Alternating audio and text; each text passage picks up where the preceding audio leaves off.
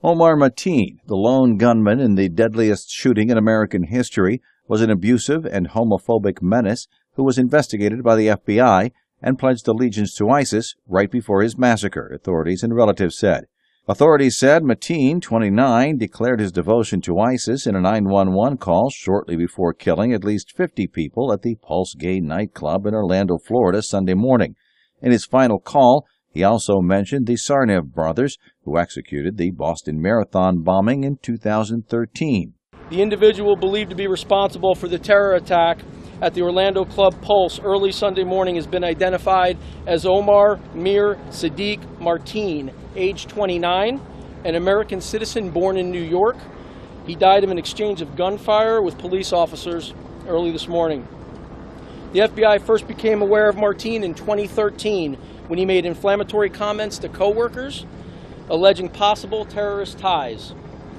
The FBI thoroughly investigated the matter, including interviews of witnesses, physical surveillance, and records checks. In the course of the investigation, Mateen was interviewed twice. Ultimately, we were unable to verify the substance of his comments, and the investigation was closed. In 2014, Mateen again came to the attention of the FBI because of possible ties to Monar Abu Salah, an American suicide bomber. The FBI conducted an investigation, including an interview with Mateen. We determined that contact was minimal and did not constitute a substantive relationship or a threat at that time.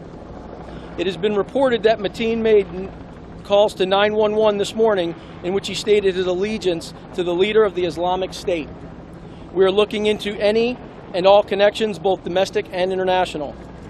We're going to be as transparent as possible. Despite these recent probes, Mateen, in the last few days, legally purchased the guns he used in the attack, said Trevor Villanor of the Bureau of Alcohol, Tobacco, and Firearms and Explosives. Mateen took over Pulse with a rifle, a handgun, and an unknown device, law enforcement said. By the time SWAT team officers shot and killed Mateen, ending an hours-long standoff, he had murdered at least 50 people and wounded more than 50 others. Mateen's father insisted the rampage had nothing to do with religion. Instead, he said, Mateen was enraged after seeing men kissing in downtown Miami months ago. Authorities deemed the attack an act of terrorism. ISIS, through its news agency Amok, claimed responsibility for the carnage.